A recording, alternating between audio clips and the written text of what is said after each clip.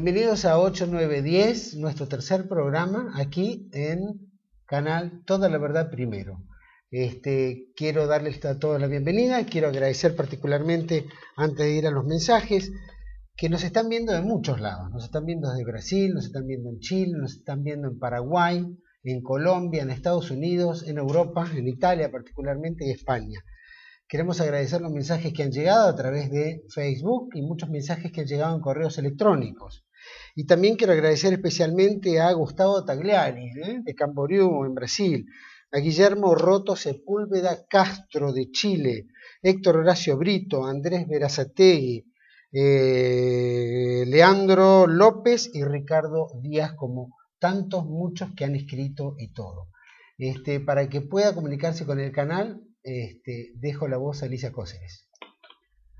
Nos pueden ver a través de www.canaltlv1.com, mensajes al Facebook, Canal TLV1, Toda la Verdad Primero, por Twitter, Canal TLV1, y los mensajes al correo electrónico, programas8910@gmail.com.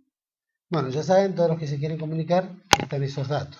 Y bueno, quiero presentar a la mesa porque este tema que nos involucra a todos de alguna manera es el tema de la justicia.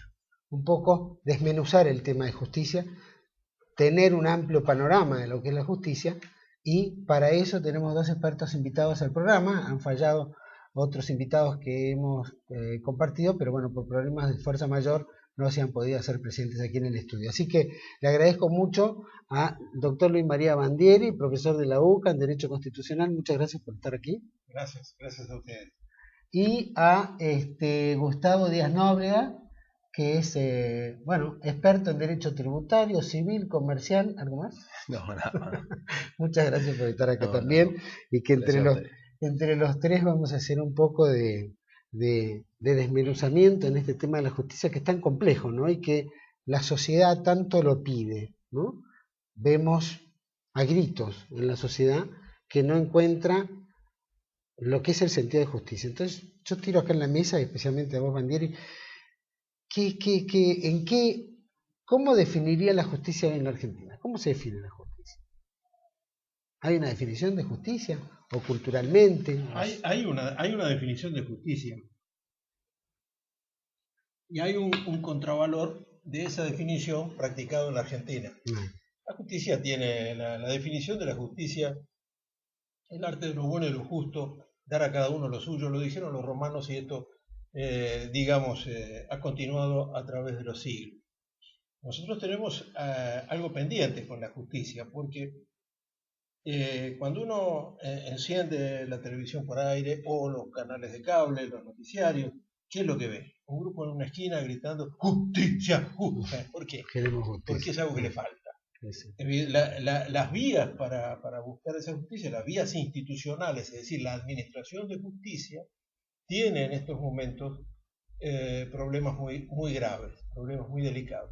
Esto no solo ocurre entre nosotros, creo que tiene que ver con un proceso muy difundido, sobre todo a través de una corriente actual que es el neoconstitucionalismo, que busca ubicar al juez como el señor del derecho, como el protagonista del derecho.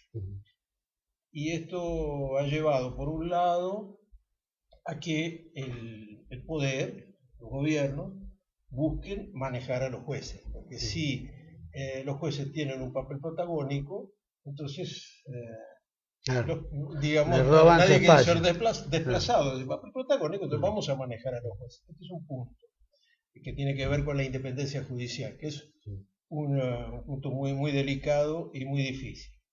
Y después una mentalidad, una especie de justicia de dos velocidades que hay, es decir, los reclamos comunes, por ejemplo, los reclamos que se hacen a través de delitos contra la propiedad, contra la vida, todo lo que se habla de la seguridad, las entraderas, las salideras, etc., no encuentran evidentemente en la administración judicial una respuesta demasiado satisfactoria.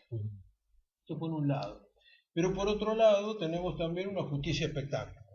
Jueces, un activismo judicial, jueces que entonces salen Son con... más mediáticos que otra cosa, ¿no? Claro, bueno... Chauvinistas también. Jueces que exhiben sus anillos y luego lo tienen... Toda esta cosa francamente ridícula que se da, por ejemplo, alrededor del anillo de un juez federal, alrededor de jueces que están siempre colonizando el espectáculo y entonces, digamos, su vida integra un poco una especie de circo continuo. Esta gente normalmente aparece a través de dos manifestaciones de la justicia. Una, a través de lo que podemos llamar el activismo judicial en una especie de transformación, revolución cultural, en los casos que se refieren a aborto, infanticidio. El mecanismo es que primero un juez activista llega a una conclusión, como por ejemplo ya pasó con el divorcio en el caso Sellán y luego con fallo de la justicia de la Ciudad de Buenos Aires en el caso del matrimonio entre personas del mismo sexo, y luego detrás de eso trabajosamente se llega a una manifestación legislativa, pero digamos los que abren la brecha de estas transformaciones culturales son los jueces. Mientras tanto hay un montón de casos que son comunes. El inquilino, el propietario que quiere desalojar al inquilino que hace un año que no le paga para un departamento que pensaba que su hijo que va a estudiar necesita ese lugar. Ingreso. Muy bien. Lugar, sí. Y esos son casos tan importantes como el caso de dos personas del mismo sexo que quieren adoptar a una criatura. Sí. ¿Cierto? Bien, y sin embargo, yo digo dos velocidades porque todos estos otros casos sufren, digamos, están preteridos, están dejados de lado, están sometidos a una rutina, mientras los casos brillantes, el espectáculo, los micrófonos, las cámaras. Todo eso encandila, gusta. Encandila y gusta. Claro. Se ha transformado un poco la justicia en eso, en una especie de mundo artístico, ¿no? Claro. La gente lo ve por televisión, reclama cierta justicia en la cual todo esto hacen los anuncios ribombantes.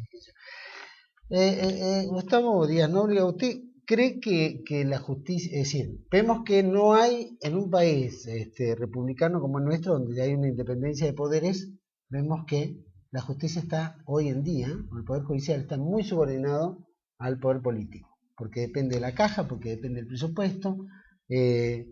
¿Hasta qué grado usted cree que esto se puede quebrar y llegar a una justicia un poquito más independiente? Bueno, no tan politizada, en realidad, tan mediática. Yo no estoy, no estoy en desacuerdo con lo que dicen, pero me parece que no es el eje del problema, ¿no? Actualmente la justicia, ese dar a cada uno lo que le corresponde, tiene que ver con una situación de inseguridades que se van generando dentro del ámbito social, en el cual estamos todos inmersos y a todos nos tocan de una u otra manera. La situación concreta de estas inseguridades es que tal vez la que más nos afecta o la que más, la más importante, a la que más se le presta atención, es a esas inseguridades que son mediáticas, que son importantes, que llevan al juez, que llevan a la persona a la televisión, ¿no? Como son la salida bancaria, los homicidios, los atentados contra los jubilados que fueron a cobrar su jubilación y demás, ¿no? Pero hoy el problema en la Argentina pasa por una situación permanente y constante de inseguridad en todos los ámbitos de la vida, donde tal vez, como dicen algunos ministros de seguridad, la Argentina dentro de esa parte de la inseguridad personal es uno de los países que tal vez mejor esté a nivel sudamericano, ¿no? Actualmente no sé, pero hace unos años pasar por una favela de Río era casi impensado, y la situación de inseguridad personal que se daban en esos lugares o en muchos lugares de Río de Janeiro no tiene nada que ver con la situación de inseguridad que se nos presentan a nosotros acá.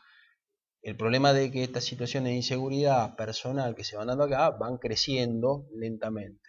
En Argentina hay un problema o hay dos problemas de inseguridad tan graves y tan grandes como es la inseguridad jurídica, donde uno realmente no sabe si confiar o no confiar en los jueces respecto de que van a sacar un fallo que tenga algo que ver con la situación que hay que solucionar, Un poco lo que decía el doctor, ¿no? Los fallos mediáticos donde un juez abre camino para el matrimonio entre personas del mismo sexo, o el problema de ir a la administración pública a hacer un reclamo de no me sacan el árbol que obstruye los caños, ¿no? Poco menos cualquiera de esas cuestiones, la solución no pasa por el recurso administrativo, sino que siempre pasa por algún medio que pasa por el costado de la vía normal, ¿no? Traigo un paraguayo que viene y me saca el árbol, y después viene la municipalidad y me dice, me trata de poner una multa, y ahí me pongo a discutir respecto de la multa que me pusieron diciendo se cayó el árbol o inventando cualquier cosa, o recurro a otras vías diferentes para solucionar el problema. Caso concreto del régimen penal cambiario, el Banco Central presenta las medidas cautelares, inhibe a una persona e inmediatamente, frente a la inhibición general de bienes, frente a los embargos, se genera un empleo que es el prestanombre, ¿no? Entonces, esa situación de inseguridad jurídica, o sea, donde que el camino que tengo que elegir para solucionar el problema no lo uso otro, creo que tan grave como el problema de seguridad personal, ¿no? Y el otro problema de inseguridad es la inseguridad económica. O sea, yo para iniciar cualquier negocio tengo que invertir 200.000 pesos. Si tengo 200.000 pesos es más seguro jugar al póker que poner un negocio, porque si yo pongo 200.000 pesos en un negocio... Bueno, a mí tiene más libertad todo lo que es el juego, que no paga ni siquiera impuestos, ni declara ni nada. Pero claro, pero además es mucho más seguro. Pero mucho más seguro. Si yo pongo 200.000 pesos jugando al póker, pierdo 200.000 pesos. Ahora pongo 200.000 pesos para una empresa, para un comercio, para una cosa, y cuando terminé, no sé si gano, gané. Y si pierdo, no sé pierdo los 200.000 pesos y no sé cuánta plata me quedo debiendo de los juicios laborales, de los impuestos que me calculan porque llegan a la conclusión de que debo 1.000.000 de pesos de ingresos brutos, ¿no? Entonces, esas situaciones de inseguridad son las que en cierta medida hay que tender a resolver. Entonces, recurrir a la justicia por estas cuestiones, el 80% de las veces es misión imposible. El tema, sí, por supuesto, en la Argentina que estamos viviendo es todo patas para arriba, ¿no? Pero yo te cuento un caso concreto y fácil, ¿no? Hay algunas actividades que por su naturaleza no están alcanzadas por el impuesto a los ingresos brutos. ¿Sí? El impuesto a los ingresos brutos grava actividades. Entonces, si vos editas libros, ¿sí? Los libros no pagan ingresos brutos porque se entiende que el trabajo de editar libros y revistas hace a la libertad de prensa y no debe ser afectada por el impuesto a los ingresos brutos. Ahora, la actividad está exenta, o sea, no está grabada. Sin embargo, para conseguir que te eximan, tenés que pedirle permiso a la municipalidad para no pagar lo que no debes. Y si no, te calculan un impuesto de acuerdo a lo que ellos creen que vos facturaste y te dicen, bueno, señor, usted debe 200.000 pesos. Y te lo dicen con una tranquilidad y una alegría, ¿no? Sí. Que vos, la verdad que no llegas a comprender de dónde le sale tanta alegría, ¿no? Porque como que 200.000 pesos cuesta. Bueno, para ellos es muy bueno porque recaudan de tu trabajo, de tu esfuerzo, de tu sacrificio y probablemente de tu pérdida. De mi pérdida, ¿no? Entonces, todas esas situaciones de inseguridad generan que la gente opta por empezar a desconfiar de la actividad jurisdiccional, o sea, la actividad que hacen los jueces. Y después viene el otro problema que planteaba, ¿no? Bueno, tengo razón, quiero ejercerlo frente a un juez y puedo llegar a estar 10 años discutiendo que tengo razón. Y después de 10 años me dicen, tienes razón. Y ya después de 10 años no me sirve para nada. Pasó, ya perdió, ya está. Ya que estamos en el área económica, que en realidad es lo que está más abarcando, vemos hoy un avasallamiento gubernamental sobre las libertades individuales frente al individuo que quiere consumir, que quiere comprar, que quiere tener la libertad de comprar dólares si se le da la gana, o viajar, que ya no puede viajar porque está controlado tiene que declarar tantas cosas para poder irse a Uruguay, ni me quiero imaginar Estados Unidos o Europa. De la misma manera estamos viendo en todo aspecto, si ahora salió hoy en el diario, si en el supermercado gastan más de 1.000 pesos, la AFIP ya lo empieza a perseguir de dónde sacó los 1.000 pesos para consumir lo que va a comer. Es decir, ¿hasta qué punto las cuestiones económico-gubernamentales, políticas o no sé qué, esta policía económica que se transformó en la Argentina medio trotskista, medio estalinista, hasta qué punto esto vulnera los derechos individuales de las personas y la justicia? ¿Cómo juega la justicia en todo esto? Yo creo que sí, efectivamente, están vulnerados porque además el nivel de ese poder de policía no se ejercita a través de las institucionalmente, a través de lo que podrían tal vez disponer, como podría ser el Banco Central con el control de cambios. Acá se ha hecho primero a través de simple teléfono, como el caso de Guillermo Moreno, y se ha hecho a través de resoluciones de la Administración Federal de Ingresos Públicos. Pero yo creo que todo esto es como la culminación o quizá el desarrollo, el desenvolvimiento de un proceso que a mi juicio, digamos, no es la primera vez que esto ha ocurrido entre nosotros, son situaciones recurrentes. Estas situaciones fracasan, dan lugar a situaciones críticas. En las situaciones críticas todos decimos que después hemos aprendido a través del dolor de las crisis, pero después volvemos a reincidir. Estamos como acostumbrados, cada 10 años, caídas y recaídas. Pero nuestra Corte Suprema actual llegó, es decir, fue designada a partir del juicio político que destituyó a 2 de los miembros de la conformación anterior, de las renuncias que se obtuvieron, con dos tareas fundamentales. Una relacionada justamente con el ámbito de los poderes del Estado, los poderes del Poder Ejecutivo, es decir, las facultades del Poder Ejecutivo en la emergencia económica. Así como en el siglo XIX lo que había era el lleno de las facultades extraordinarias, era una acumulación de política, ahora se trabaja, digamos, desde la segunda mitad del siglo XX hasta ahora estamos trabajando con la emergencia económica. Y la emergencia económica justifica la acumulación de poder. Y la prosperidad. Y bueno, pero aún así, todos los años esta emergencia económica viene reconducida, renovada. Ahora, ¿cuál era la primera misión de la Corte? Terminar, digamos, dar vuelta a 2 fallos de la Corte en 2 causas en donde se había declarado la inconstitucionalidad e irrazonabilidad de las medidas, aún en una emergencia que pudiera tomar el Estado, con el famoso corralito y el corralón o especificación asimétrica. Entonces, estos casos, Smith y Provincia de San Luis, eran, digamos, la arena en el cojinete, la piedra en el zapato del nuevo gobierno.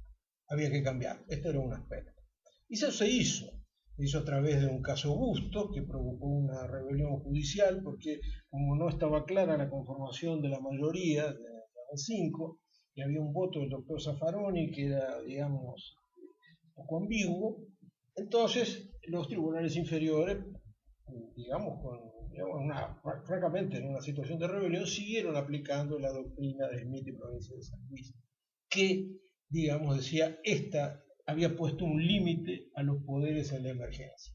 Y finalmente se llegó a un caso Massa, y a partir del caso Massa se reiteró una doctrina que venía en la Corte Suprema desde el Plan Bono, el famoso Plan Bono de la época de Carlos Menem, de la segunda hiperinflación, digamos, a la que le tocó a Carlos, la que se desarrolló a Carlos Menem, y en virtud de la cual se había, digamos, todas las imposiciones bancarias, los plazos fijos, habían sido canjeados por bonos que a la larga resultaron negocios, pero que en el momento no. Bien, es decir, el Estado, el gobierno, el Poder Ejecutivo concretamente, en la emergencia, por medio de decretos, puede hacer lo que quiera sobre la propiedad. Y esta doctrina fue, de algún modo, implícitamente reconfirmada por la Corte en el caso Massa. Es decir, el Poder Ejecutivo tiene amplísimas posibilidades, en nombre de la emergencia, de intervenir irrazonablemente en la propiedad. elegantemente no lo está haciendo el Poder Ejecutivo a través de un DNU, de un decreto de necesidad de urgencia o de legislación delegada por el Congreso. Lo hace a través del teléfono de Moreno o lo hace a través de una resolución de la FIP. Pero lo hace. Digamos, ¿por qué tiene? Porque ese poder lo tiene. Y yo creo que digamos, constitucionalmente, institucionalmente, políticamente, es el gran problema y esto afecta evidentemente a la justicia. Nosotros, mira, es muy interesante, pero vamos a seguir también porque esto de que coartan las libertades individuales, más allá de que la Corte habilite al gobierno a hacer determinadas medidas, afectan al común de la gente. Y la verdad es que la gente está viviendo en un estado de crispación, porque no sabe qué hacer y porque basta que un funcionario, como el caso de Guillermo Moreno, llame, apriete, que toda la sociedad se sienta apretada, ¿no? Entonces ahí vamos a abarcar las libertades también, ¿no? También se confunden las libertades de la sociedad con las libertades de los pequeños grupos de poder, llámese los gays o pequeños grupos hebraicos, etc. Pero eso lo vamos a tratar ahora en cuanto volvemos de una pausa. No se vaya, que seguimos aquí en Más 8-9-10.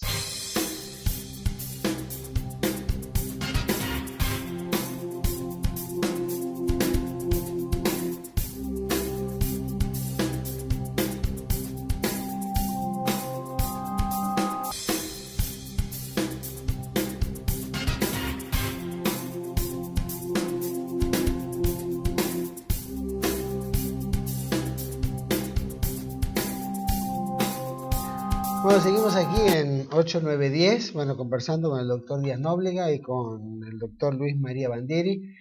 Y bueno, la pregunta que habíamos quedado en el bloque anterior era, bueno, esta justicia, ¿hasta qué punto las libertades individuales, que las seguimos tocando, ¿no? La sociedad sigue sufriendo, ¿no?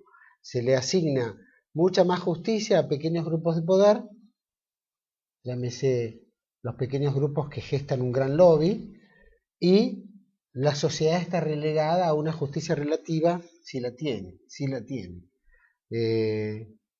La pregunta es, la Corte Suprema, la pregunta es, ¿cómo la ves vos desde el punto de vista tributario, social, civil, comercial? Yo básicamente soy un abogado litigante.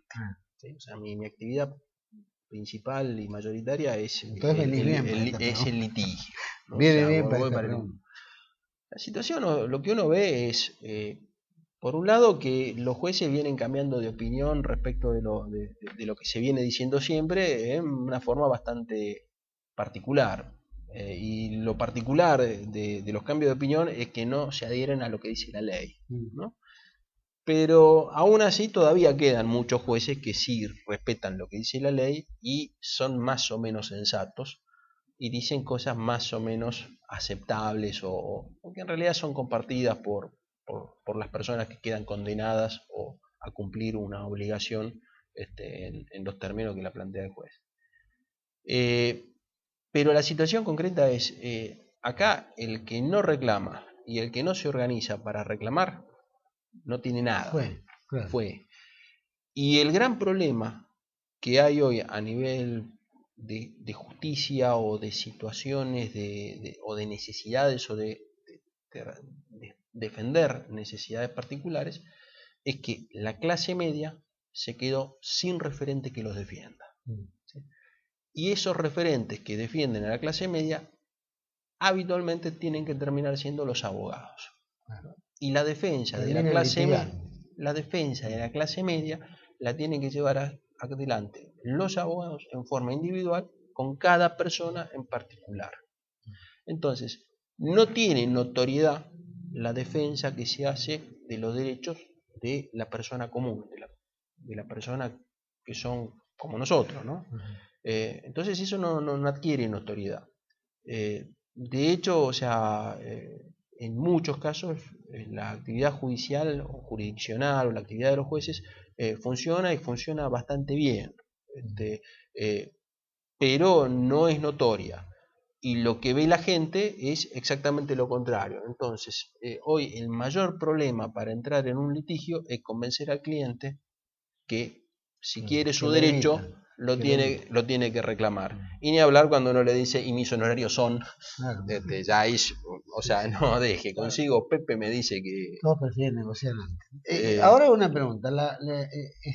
Hay una, no sé, alguien tiene un tema, quiere iniciar un juicio, una demanda, un litigio, y todo depende del juez que caiga, si el juez puede ser benévolo, malévolo, si es garantista, si es libertario, si es de valores. ¿Dónde está esa justicia plena? Que haya una variedad tanto en las definiciones de depende de qué juez te toque, va a ser mejor o peor tu situación. ¿Cómo se plantea eso? ¿Cómo se entiende que la suerte de uno, porque ya pasa a ser suerte la definición de la vida de uno, en base a qué juez toque? Bueno, esto tiene que ver con la pérdida de una cosa muy importante que es la certeza jurídica.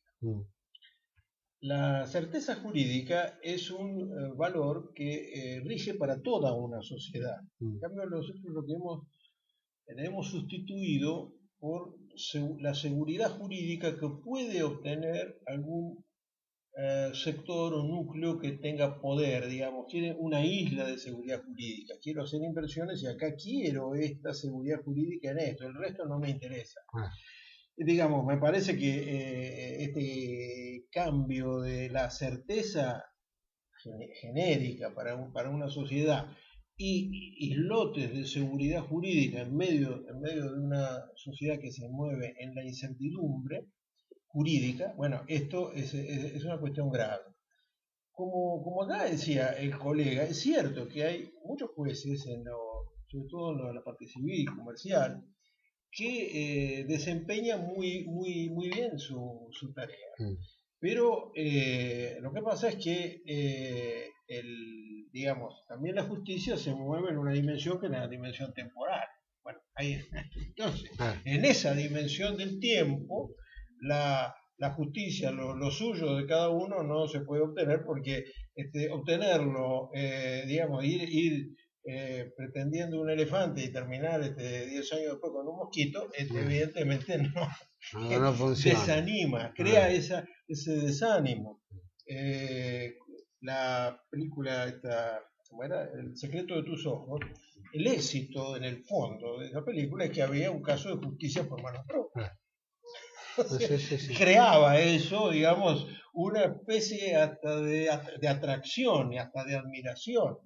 Y es una cosa terrible que esto suceda en una sociedad, y en una sociedad, vuelvo a decir, donde todavía, a pesar de, digamos, del descrédito que la justicia tiene, que la administración judicial tiene, hay muchos jueces que cumplen muy efectivamente su rol, pero dentro de una organización que está estructuralmente viciada. Este es el gran problema. Después, existe el otro problema que es disciplinar a los jueces, amansar, y sobre todo esto se da en la justicia federal.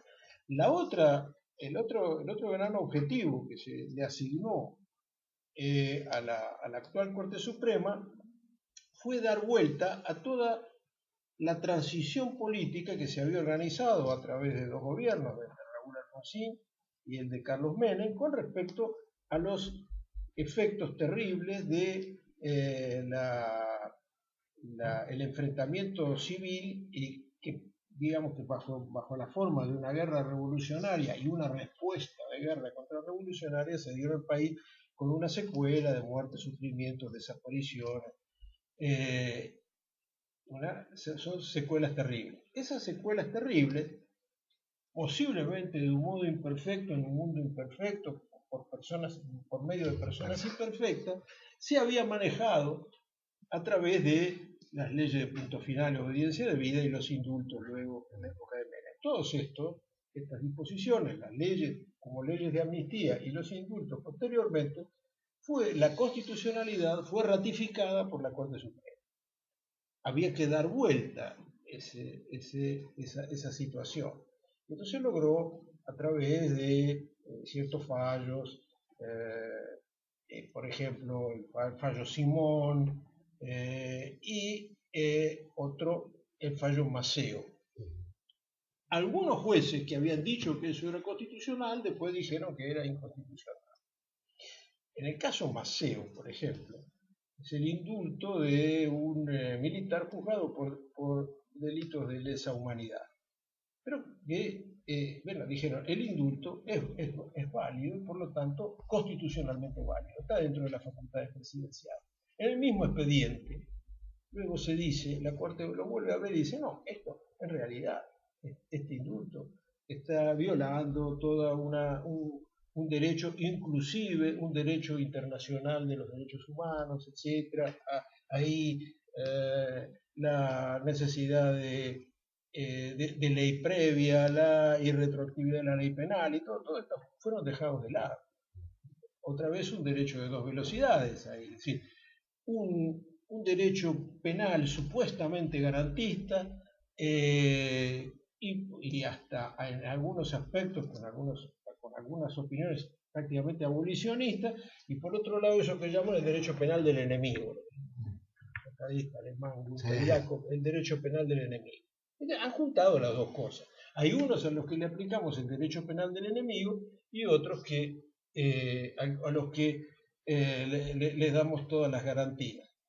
Eso tiene discrecionalidad de acuerdo a quién presenta la causa. Esta discrecionalidad, sí, bueno, evidentemente la Corte fue por ahí. Y esto es terrible, porque los efectos terribles de esta guerra de esta guerra revolucionaria con respuesta torturista, contrarrevolucionaria que se dio en el país, es decir, por un lado querer tomar las armas y pelear contra las Fuerzas Armadas en el mismo nivel, que evidentemente se demostró un gran error.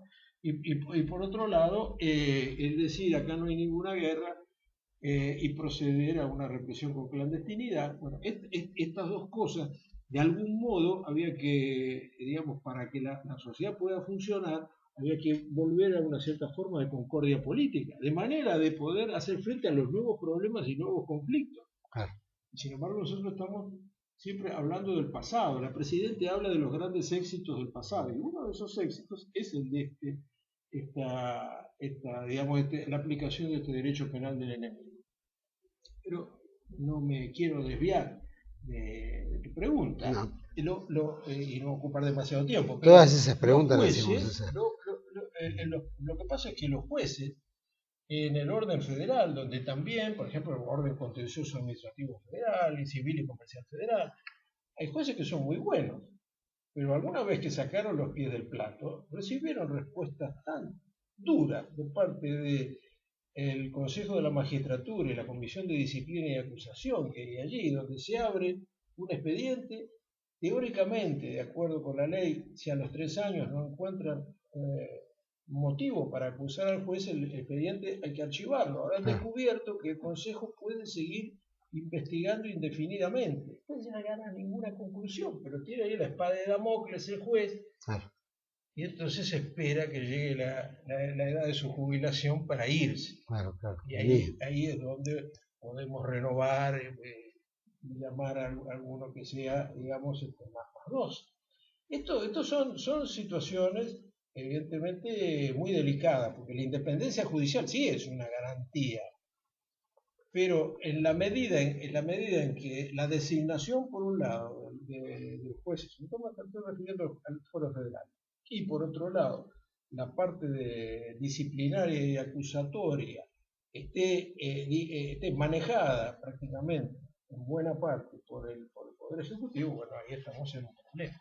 No, porque estamos en la dificultad donde el Poder Ejecutivo colocó todos sus jueces en la Corte Suprema de Justicia, está eligiendo jueces hoy en día, o sea que el Poder Judicial lo tiene prácticamente abarcado para las decisiones, y los órganos en los cuales, como bien decía vos, el órgano de la magistratura, que pone sus órganos de control y no deja que ningún juez salga del plato, por lo menos en las causas que a ellos les conviene o les interesa. Y después tenemos por el otro lado el Poder Legislativo, que tiene mayoría y que eso les da la impunidad para hacer lo que quieran. Y es la justificación del 53% de los votos, que ya creo que si tuvieran 54, que si tuvieran, no, bueno, yo no la voté, dice. Pero de todas maneras a lo que voy es, ¿no? Tienen demasiado control el Poder Ejecutivo. Entonces, ¿cómo se entiende la justicia entonces con este corsé que ningún juez puede hacer? Más allá de lo que nos acaba de ilustrar Mandieri. No, digamos, el Poder Judicial, o sea, la verdad ya no se entiende. Hoy en día, salvo los delitos trascendentes e importantes, todos los demás delitos circulan en una nube de olvido, y si no terminan prescribiendo, andan cerca o terminan con una probation, aunque sea por un delito con una pena mayor a los 3 años. De hecho, en materia penal, si no tenés un muerto, difícilmente consigas que una causa pueda avanzar con cierta celeridad o con cierta seguridad. ¿Cuánto demora un caso? Uno presenta ¿no? Se empieza a defender a un... Mirá, por ejemplo, en las causas por temas de marcas, o sea, vos pedís una marca, digamos, que la necesitas para promocionar un producto, digamos que el producto lo vas a sacar dentro de 6-7 meses, si alguien se te opone y no te levanta la oposición, y bueno, vas a hacer otra cosa, porque esa marca, aunque después te la reconozcan dentro de 4 o 5 años, esa marca ya llegó tarde dentro de 4 o 5 años. Pero uno ya la puede ir operando, no importa. Sí, la puedes ir operando, pero con la posibilidad de que te digan, esta marca no es suya, esta marca, o sea, es confundible con esta otra. ¿Cuántos son los tiempos? 4 años, ¿no? Y 4 o 5 añitos. De hecho, todas las causas, estamos hablando de eso, pero otras causas, ¿qué sé yo? Un desalojo, vos querés desalojar, un añito para poder desalojar, como mínimo. Sucesiones, por ejemplo. Y las sucesiones, o sea, una sucesión sencilla, en 4 o 5 meses te va a salir la declaratoria. Ahora, si te aparece un hijo extramatrimonial no reconocido, olvídate, ya estamos hablando de 10, 12 años. Decime, lo tiro acá en la mesa y podemos opinar, ¿no? Hoy vemos que la justicia, hoy habla Nilda Garré, por supuesto, del garantismo, salió la futura, o no sé si ya está nombrada, la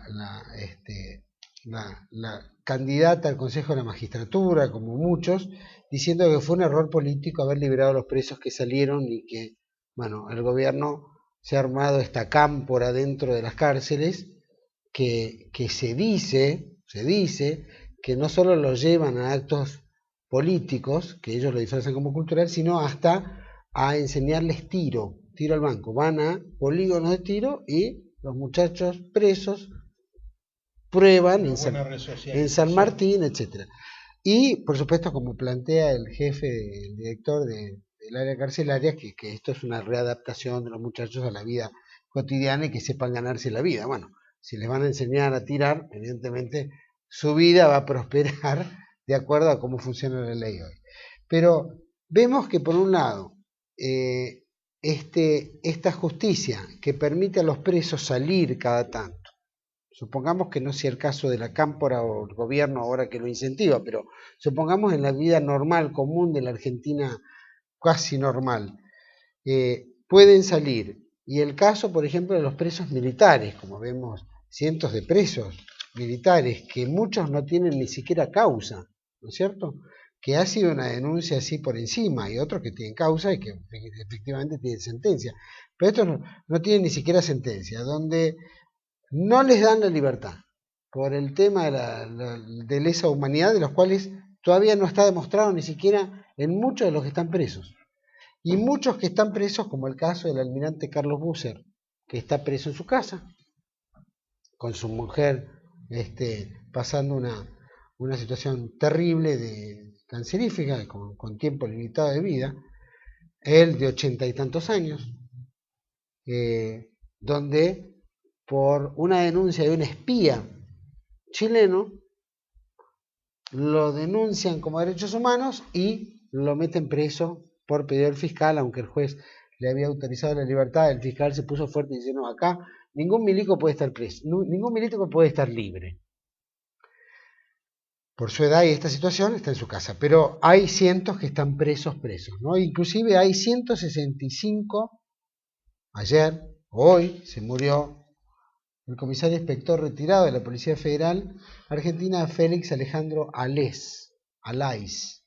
Bueno, es el número 165 que no tienen condena, está preso. Y todos los chorros, criminales, delincuentes, salen. ¿Cómo se explica en la justicia eso? ¿Cómo se le explica a la sociedad esto? Bueno, vos como profesor universitario tendrás que dar todas estas explicaciones sí, todos los días. El truco del profesor universitario es hacer la distinción. Hay una distinción, puedo decir, de una justicia de dos velocidades porque la Corte vino con esa obligación. Por ejemplo, en este caso que yo decía, Maceo, donde había un indulto, y en el mismo expediente, la Corte que dijo que ese indulto era constitucional, con otra conformación parcial, porque hay algunos que habían dicho que era constitucional y que siguen, ahora dicen, no, esto es inconstitucional y está contra todas las convenciones de derechos humanos, etc. Ahí hay una disidencia muy valiosa de Carmen Argibay, por ejemplo, que dice, bueno, hay límites que no podemos pasar. Y sin embargo, todos esos límites se han pasado. Y mientras la Corte ha tenido ese buen comportamiento frente al gobierno en estas dos misiones que le dieron, en otras cosas, evidentemente no satisfizo, digamos, no los objetivos, no alcanzó los objetivos que le habían fijado. Porque, fíjense, está el caso, los casos jubilatorios, Badaro 1, una sentencia exhortativa, Badaro 2, donde la Corte dice hay que liquidar así la movilidad jubilatoria. Bueno, Badaro todavía está esperando cobrar. Sí. Está el caso del procurador Sosa de Santa Cruz, 14 años, echado por Kirchner cuando era gobernador de Santa Cruz, 14 años peleando, la Corte que dice, usted tiene razón, Soria, pero no encuentra un vigilante que lo pueda poner en funciones. Porque las sentencias no se cumplen por sí mismas, las sentencias necesitan el brazo ejecutor justamente del Poder Ejecutivo. Y si el Poder Ejecutivo no pone un vigilante para que la sentencia se cumpla, cuando hay una resistencia, bueno, no pasa ¿En qué nada. queda eso? ¿No pasa nada? La Corte mandó el Si caso no de puede Soria, mandar preso al ministro, a la presidenta de la República, no puede el mandar. presidente de la República pidió que la procesaran por el famoso asunto de intimarlo. Sí. Bueno, la Corte lo que hizo fue mandar el expediente al Congreso. Es decir, se lo mandó a otra gente que sabe que no va a hacer nada, porque ¿qué iba a hacer el Congreso? Decretar la intervención judicial la intervención federal en el Poder Judicial de Santa Cruz. El Congreso lo tiene en un cajón. Es decir, la Corte no pudo hacer nada. Y cuando ha querido hacer, y ha querido hacer digamos, positivamente, como puede ser el asunto de la limpieza de Riachuelo, desde luego que vamos a seguir muchos años con intimaciones a los intendentes ribereños, al jefe de gobierno de la Ciudad de Buenos Aires, al ministro de esto, al ministro del otro, pero evidentemente en el Riachuelo, por lo menos yo sé que no voy a llegar a poder hacer un ancho. ¿Qué rol tiene entonces? Por supuesto. ¿Y qué rol tiene entonces la Corte Suprema si un gobierno provincial autónomo con su corte desconoce las sentencias que le da la Corte Suprema de Justicia de la Nación? Un tribunal que no puede hacer, ya queda como un antecedente de desobediencia. El gran problema que ocurre en la justicia, pero también en otros aspectos de nuestra vida institucional, es que, digamos, la noción de poder ha dejado de lado completamente la otra noción clásica de autoridad. La función de los jueces es básicamente de autoridad. Yo puedo estar en desacuerdo con su fallo, puedo hacer un recurso donde trate de dar vuelta completamente ese fallo, pero yo a ese juez lo respeto porque tiene autoridad. ¿Y qué quiere decir que tiene autoridad? Primero, que tiene saber y que tiene comprensión, y la autoridad etimológicamente quiere decir hacer crecer, es algo que nos hace aumentar. Entonces, la autoridad básica era la autoridad de los padres, la autoridad de los maestros, la autoridad de los jueces. Digamos, estamos en una sociedad sin padres, en una sociedad, como demuestra la toma de los colegios, viejo Colegio Nacional de Buenos Aires, al que tanto afecto le tengo, porque fui a ese colegio. Y digo que todos los muchachos dicen, tomamos, pero después suspendemos durante las vacaciones de invierno y retomamos la toma después de las vacaciones. Una cosa... Sí. Bueno, entonces la desaparición de la autoridad hace que se vuelva, digamos, no haya reconocimiento y por lo tanto no haya respeto. Y esto es muy grave para cualquier sociedad. Para cualquier sociedad, sin duda. Bueno, nosotros vamos a ir a un corte. Volvemos enseguida, vamos a hablar un poquito de esto del garantismo, ¿no? Y un poquito de cómo se va desilusionando, ¿no? Se descuaja un poco esto del garantismo que realmente cada vez es menos entendible. Volvemos en un minuto.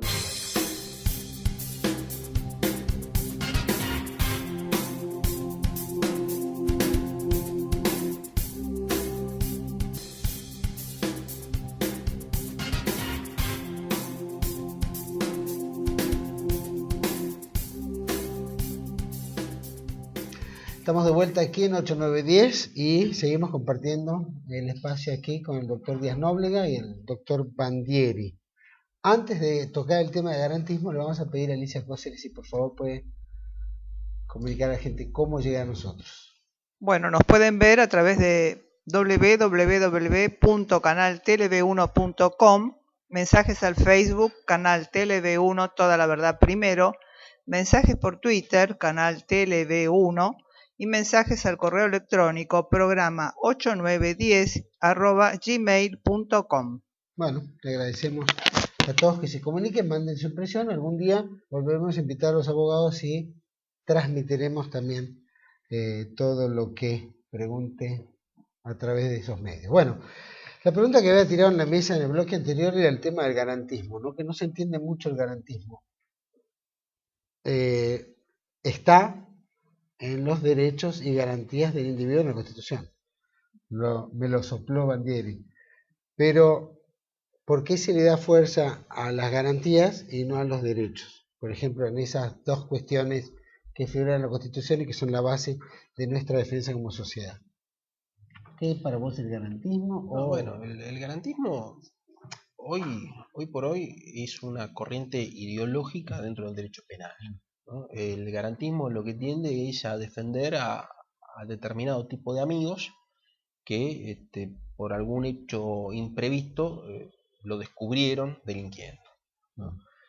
Entonces ese garantismo es tendiente a liberar o a dejar sin una pena suficientemente clara a aquellas personas que hacen que hacen lo que yo quiero que hagan, ¿no?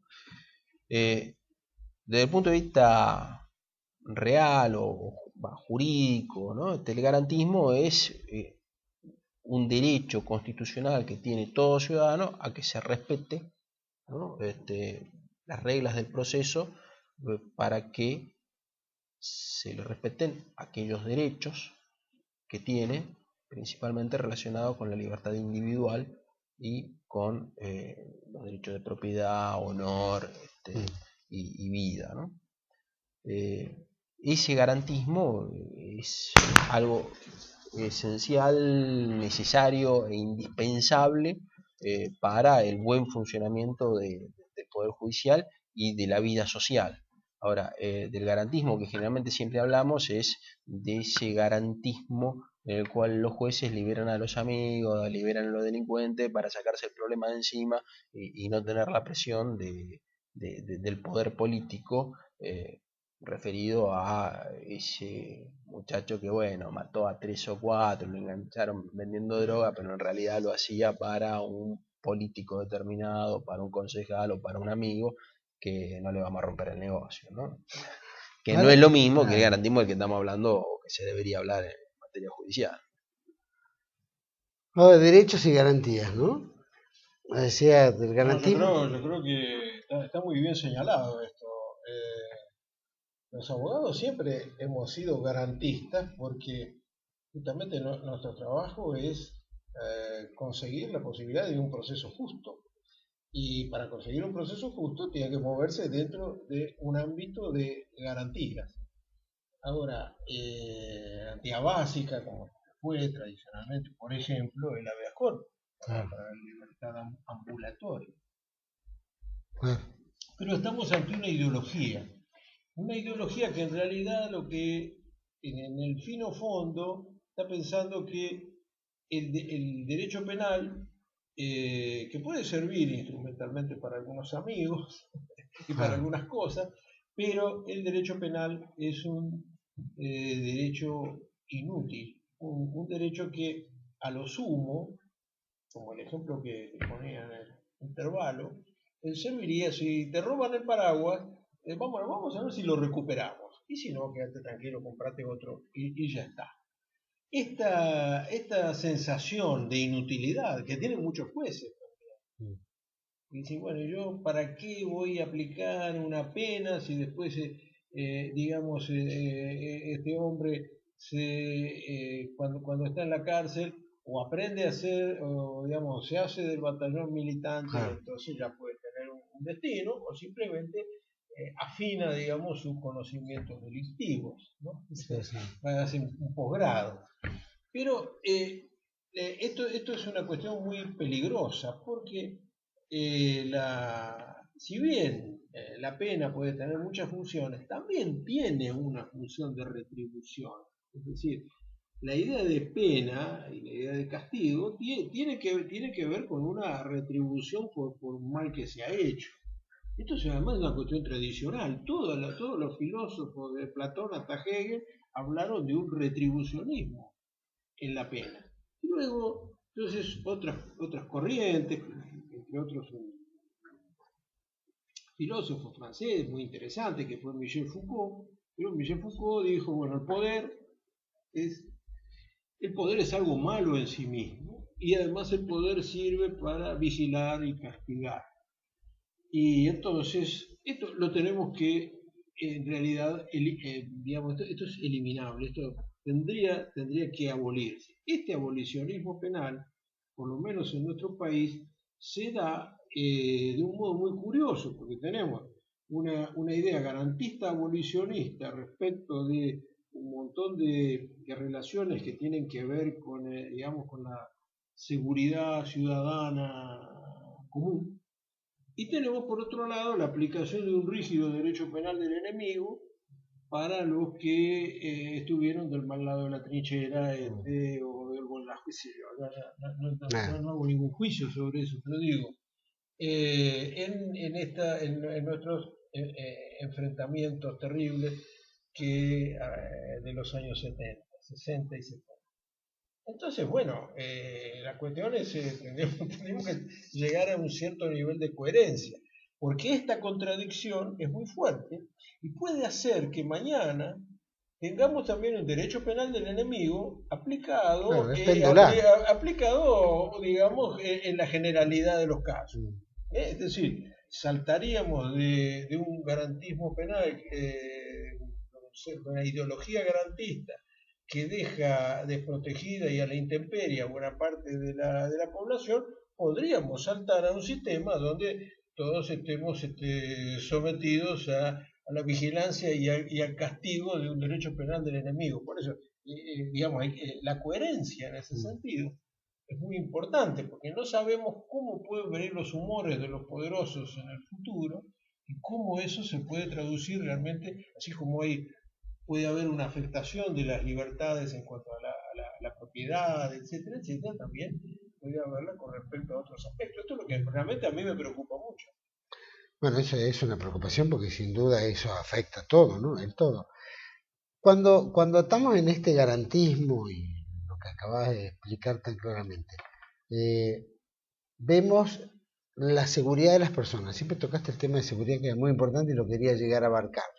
Porque hasta qué grado la justicia y la seguridad van de la mano. Hasta qué punto la fuerza policial, que está comandada por el Poder Ejecutivo, determina que aplique o no determinadas acciones, si la justicia, por el otro lado, no acompaña las acciones policiales, o al mismo tiempo, como el caso de los chicos, que entran, roban, salen, ¿no es cierto? Y la justicia no puede hacer nada porque este garantismo permite también toda esa cuestión.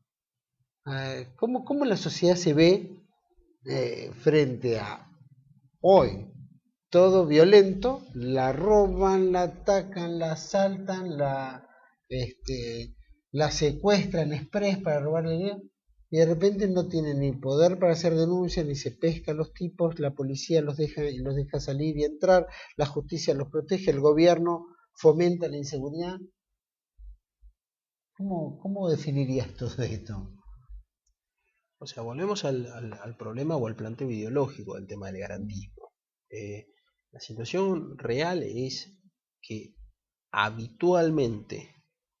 Pero eso se le explica al común de la gente, y dice, "No, mirá, esto es un problema ideológico y te lo tenés que bancar y no va a haber justicia hasta que cambie la bocha y entre alguien más coherente".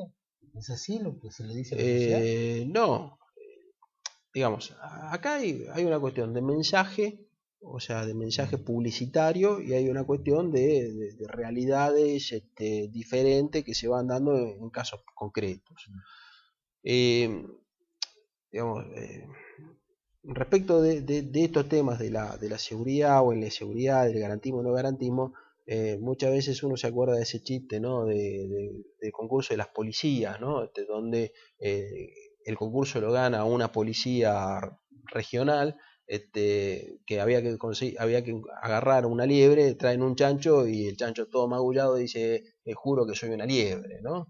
Entonces, la situación concreta es esa, o sea, hoy en el 80% o en una proporción bastante importante de delitos, o sea, muchas veces al que llevan y lo encausan, la verdad, los elementos de prueba que hay para, digamos, decir, es él, son bastante pocos, ¿no? Entonces, acá hay un problema que pasa por la investigación criminal, pasa por la prevención, y cuando le llega a muchos jueces, la verdad es que muchas veces uno lee las causas y es, o sea, y creo que es más seguro hacer como hacía este juez boliviano, ¿no? Tiraba la hoja de coca y del lado de donde salía condenaba o sea, pero hay muchas causas que uno las lee y la verdad es que no llega a ninguna conclusión respecto de la culpabilidad o inocencia de la persona porque los elementos aportados, el 80% son dudosos. Y que de hecho, o sea, en muchos de los casos, o sea, que salieron y trascendieron públicamente, uno los analiza y, o sea, dice, bueno, ¿y esto será cierto? ¿No será cierto? O sea, la confiabilidad que hay en los métodos de investigación, en el sistema de investigación y en las consecuencias que se le atribuyen a las pruebas que se aportan, la verdad es que muchas veces uno los queda mirando como diciendo, ¿y cómo llegaste a tal conclusión? ¿No? Entonces, ese problema de la investigación, de el desinterés por recabar las pruebas, el desinterés por buscar una prueba para tratar de ver quién es el culpable, ¿no? Es central dentro de este esquema y de este problema.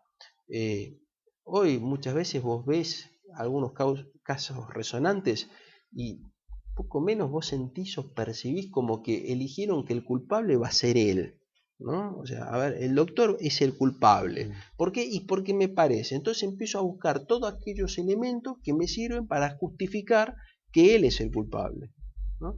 Cuando en realidad el proceso es inverso, ¿no? Bueno, a ver, tengo todos estos elementos de prueba que me direccionan la investigación a que la culpabilidad puede ser de este grupo de personas.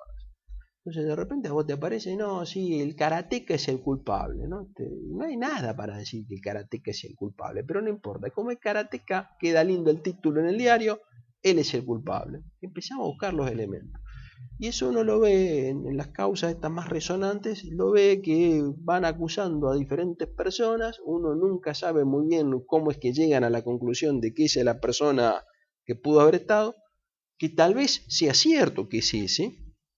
Tal vez sea cierto, pero la verdad es que los métodos de investigación que uno va viendo es, elegimos el culpable y buscamos la prueba. Un caso que me tocó más o menos de cerca, ¿no? Un chico que si vos lo ves, o sea, es la persona ideal para acusarlo de cualquier cosa, porque está colgado de una palmera todos los días. Según él comentaba, lo encontraron, o sea, le dijeron, che, te llevo, ¿no? ¿Para dónde va? Bueno, dale, te llevo, ¿no? Lo dejaron esperando en el auto, después cayó la policía y lo encontraron a él, o sea, le imputaron la causa, y adentro del auto tenía chalecos antibalas, armas de guerra. A ese chico yo lo conozco, y la verdad es que imputarle, o sea, o considerar que él era el líder de una banda de piratas del asfalto, Para eso sirve la garantía. misión imposible. Para eso sirve. No, el problema de las garantías y del garantismo pasa porque el sistema de investigación criminal que se aplica busca primero quién puede ser el culpable y después empiezan a buscar las pruebas para tratar de imputarle la culpabilidad a él, ¿no? Entonces, pasa en todos los ámbitos, ¿no? O sea, tengo a fulano de tal, bueno, él es culpable, ¿no? Por ahí sea cierto que sea culpable, ¿no? Entonces, empiezo a buscar todos los elementos que me sirvan para decir que, bueno, él en realidad estuvo en el batallón número tanto el día que mataron a fulano de tal. Entonces, él participó necesariamente en esa muerte. Y la verdad es que no sé, o sea, porque tampoco sé si ese día lo mataron o no lo mataron. En nuestra historia reciente de los últimos 30 años, 25 años, del 76 a hoy, uno va escuchando a los historiadores cómo cuentan la historia, y la verdad es que yo ya no sé cómo fue. Así. Depende de quién la escribe, igual que todo. No, pero vos lo escuchás a Joffre en este libro Nadie fue, o Fuimos todos y demás, y digamos, yo estaba seguro que a una persona la mataron en un lugar y que yo tenía 9 años y estaba cerca del lugar donde lo mataron. Y según lo que él cuenta en el libro, la mataron en otro lugar y eso simplemente fue una pantomima, ¿no? Estoy hablando. Pero hay mucho entonces, de eso. Entonces, uno, la verdad es que, o sea, si no me definen cómo fueron los hechos realmente, ponerme a buscar culpables. Es como que... La justicia y la policía, ¿cómo van de la mano para la sociedad, digo yo, ¿no? Institucionalmente tendrían que ser acordes, tendrían que ir de un modo acorde, pero digamos, la síntesis que viene de realizar acá el preopinante es tan brillante que deja poco lugar en realidad, porque el problema es que no confundamos la garantía. La primera garantía que tiene la persona es también una garantía de la protección, el contrato político básico. Yo te reconozco poder porque me das protección. Esto, digamos, es clásico. Esa protección en este momento no se tiene. Los métodos de investigación, yo estaba pensando en el caso del karateca, una cosa brillante. El fiscal dice, evidentemente fue el karateca, porque es un karateca. Bueno, pero la mataron a palos, justamente. Para no hacer ver que era el karateca, entonces le pegaba con un palo. Bueno, verdaderamente, con esa lógica podemos hacer cualquier cosa. Claro. Cualquiera puede ser. Cualquiera puede ser. Bueno, entonces, después, y ahí la figura, que tendría que ser la figura del fiscal, órgano extrapoder, que no pertenece ni al poder ejecutivo, como fue en algún momento, ni al poder judicial, que es el fiscal compra esas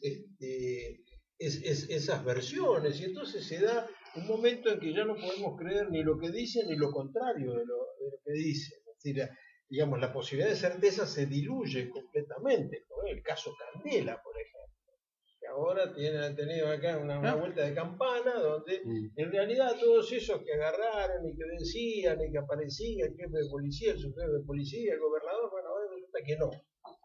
Y después nos vamos acostumbrando a todo eso. Entonces, estamos faltando a la garantía fundamental que tiene el ciudadano, con una parte en donde la prevención del delito prácticamente no se realiza. Alguien dijo hace poco que los únicos que hacen inteligencia previa son los delincuentes. Bueno, muy bien. Eso por un lado, sí, para ver dónde tiene que robar, la hacen bien, a qué hora, muy bien. Eso por un lado. La investigación es absolutamente deficiente y digamos, está mal hecha. Y todo eso después se presenta, bueno, ya, como decías hace un momento, bueno, vamos, ya lo señalamos a fulano, porque alguno tenemos que señalar. Al final algún preso tengo que tener. Entonces lo marcamos a él.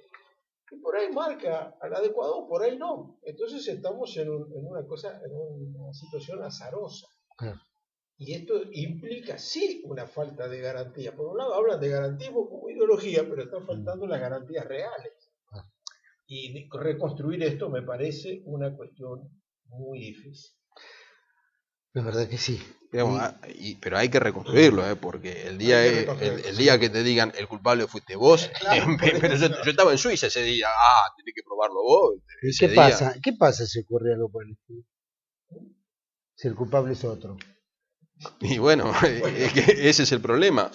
Algún historiador hará después una revisión del caso contará y llegaremos a otra conclusión. Una pregunta acá que me quedó ahí, que antes de cerrar, pues ya estamos casi en el final. Entendemos que hay una corte internacional, ¿no es cierto? Y que está a veces, o organismos internacionales, como es, vamos a ir derecho a los derechos humanos, ¿no? Que son acuerdos, ¿no es cierto? Y tratados armados entre países, donde hoy el tema de derechos humanos ha superado la justicia local de un país, ¿no? Ha vulnerado la soberanía y es como que si no encuentra cualquier acusación o tema de derechos humanos local, pasa a un nivel internacional que supera nuestra propia justicia. ¿Cómo un Estado puede aplicar su propia política independiente si hay órganos o pequeños, llamémoslo, grupos de poder, háblese de derechos humanos, gay, qué sé yo, la DAIA, AMIA, o todos estos pequeños grupos de poder que se amparan sobre los derechos humanos y abolen todo lo que es la justicia local de un país? No sé si la pregunta es amplia, pero... No, la pregunta está bien. Lo que pasa es que nosotros estamos presenciando un proceso de globalización del derecho. Así como hay una globalización financiera que funciona bastante mal, pero existe. También hay una globalización del derecho que probablemente funcione mal en algunos aspectos, como es el comercio internacional, lo que se llama la lex mercatoria, o cómo vender un jugador de fútbol. Bueno, evidentemente son fútbol importante, son procesos que se dan dentro de ciertas formas de globalización jurídica. Pero después tenemos esta de la justicia, digamos, supranacional. Tenemos una Corte Interamericana de Derechos Humanos, tenemos una Corte Europea de Derechos Humanos, tenemos un Tribunal Penal Internacional después del Tratado de Roma, tenemos la Corte Internacional de Justicia de La Haya. En general hay un autor, un filósofo del derecho italiano, que es Danilo Zolo, ¿no? Con Z, que dice, bueno, esto se trata de una justicia de los vencedores. Esta justicia de los vencedores actúa como, digamos, una última justificación moral para los que han triunfado, un último descrédito para aquel que ha sido derrotado, ¿no? Evidentemente a mí nunca me resultó simpático Gaddafi, ni me resulta muy simpático el oftalmólogo Assad, pero yo ya veo que evidentemente su destino está sellado y probablemente algún tribunal penal internacional lo condene con muerte o lo maten como, digamos, lo linchen, como ocurrió con el caso de Gaddafi. Esta justicia global es más justa que las justicias locales.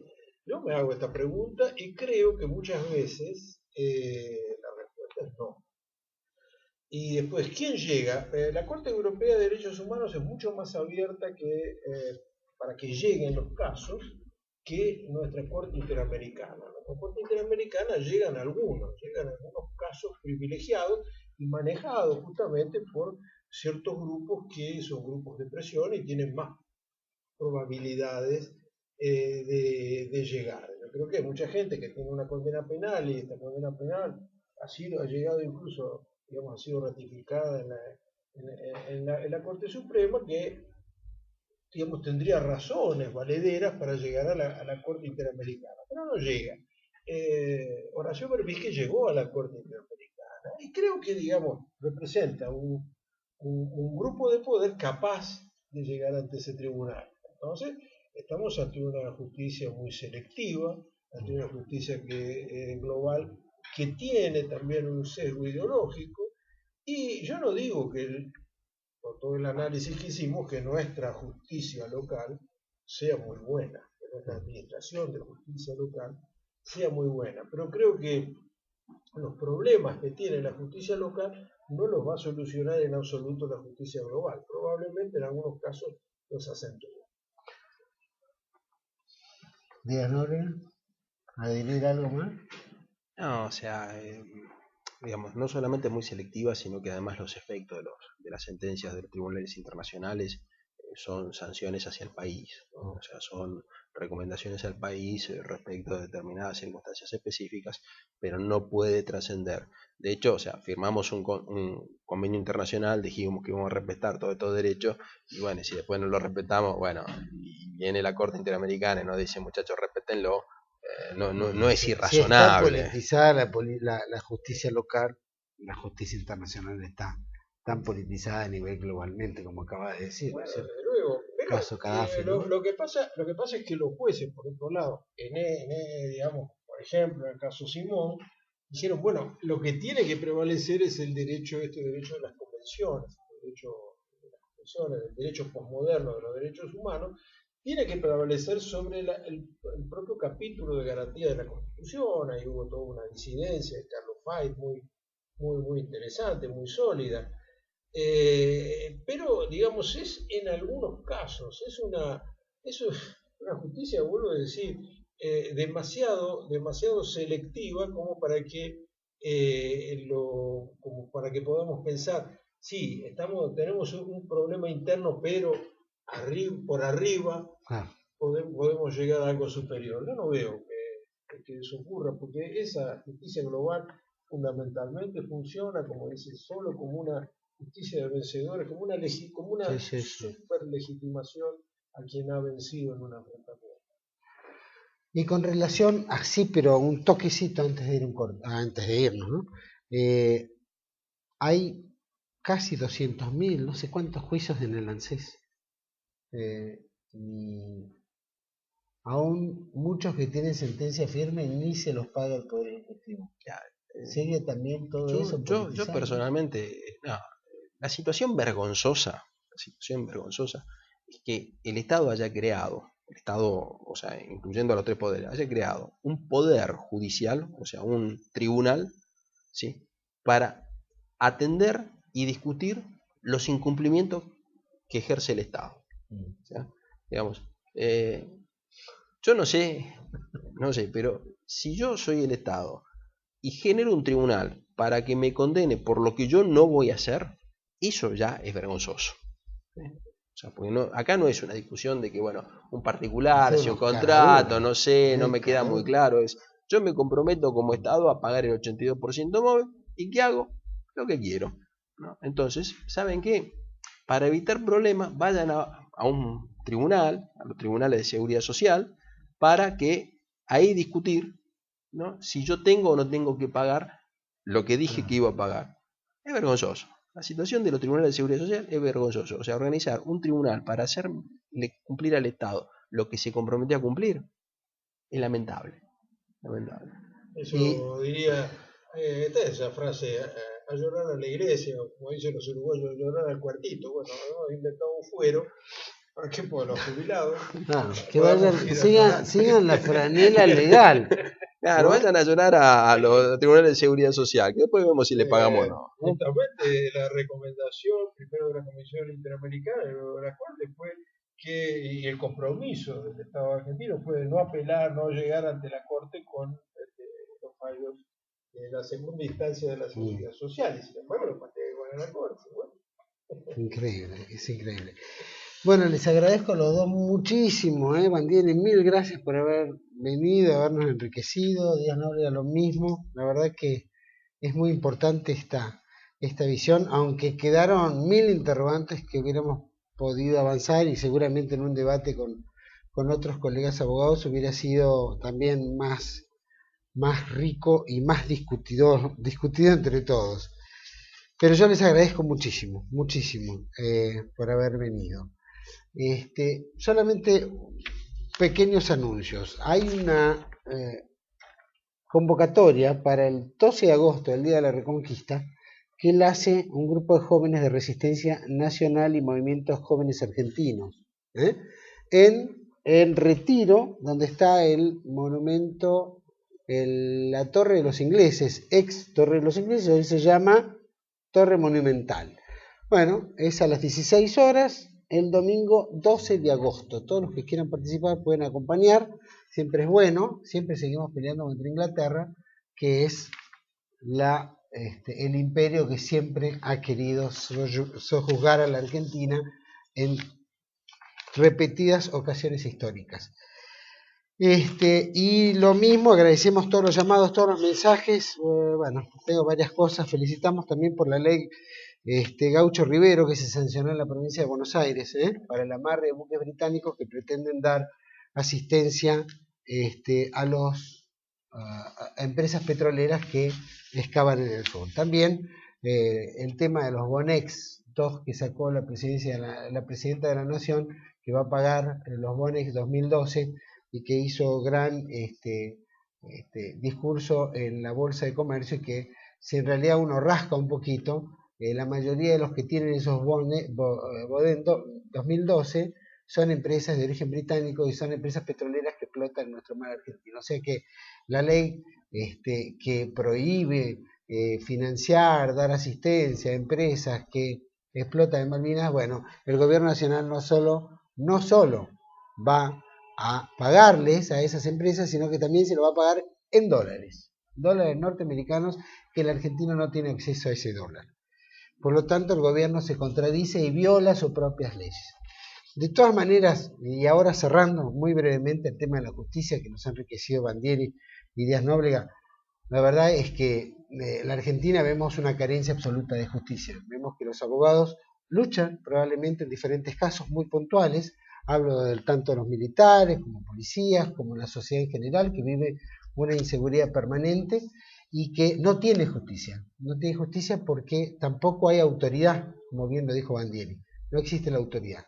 Y la autoridad tampoco tiene lineamientos de bases, que digamos, de valores argentinos. Nos han suplantado estos valores. Nos los han suplantado a través de pequeños grupos de poder, como es el caso de los pequeños lobbies que se están armando entre, qué sé yo, la DAIA, la AMIA, los grupos homosexuales, qué sé yo. Toda esta masa de pequeños grupos que accionan como si fueran grandes grupos de poder e imponen a la mayoría lo que la minoría les vale.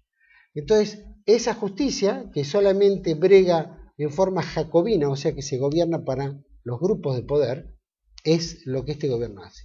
Y esta justicia, cuyos jueces son nombrados por el gobierno del Poder Ejecutivo, donde la Corte Suprema es nombrada por el Poder Ejecutivo, donde ha nombrado organismos en los cuales cualquier juez díscolo, cualquier juez que quiera sentar algo o poner el dedo en alguna causa que el gobierno tiene un interés político, lo denostan, ¿no? O tiene que renunciar, como decía Bandieri, tiene que aguantar sus papeles hasta poder jubilarse.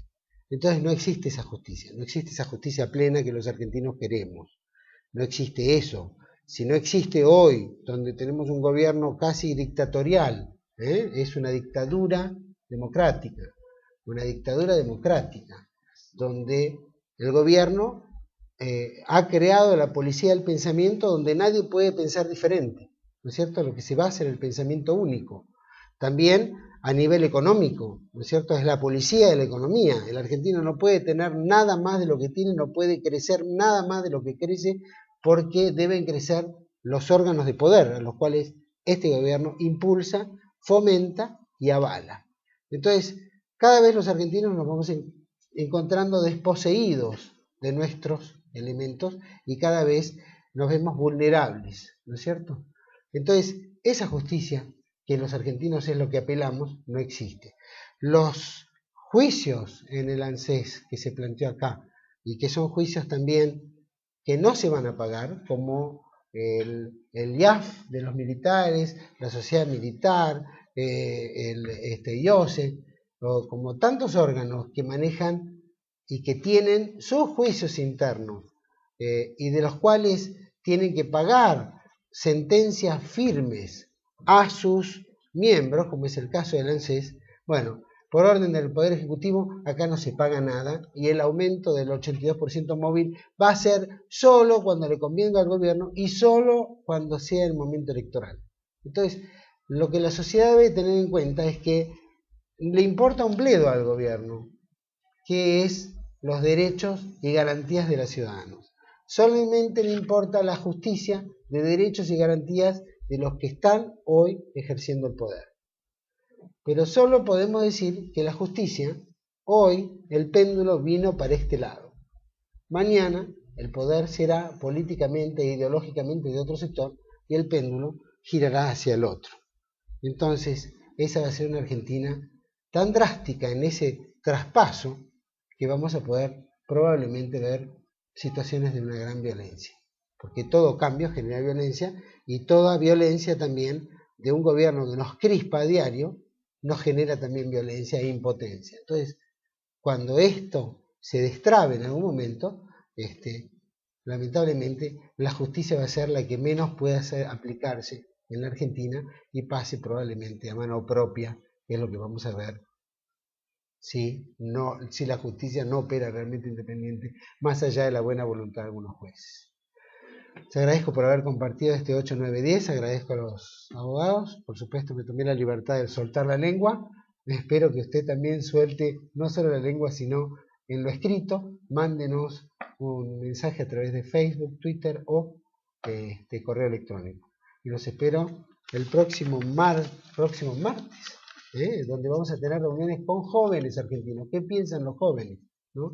Hay muchos sectores de jóvenes que la verdad es que la opinión juvenil solamente se escucha en la Cámpora.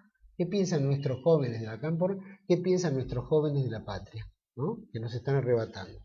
Y no se olvide, mañana en Ligando Cabos los suboficiales van a plantear todas sus problemáticas. Así que los esperamos el próximo martes o siga la programación de mañana. Muchas gracias. Gracias. Gracias por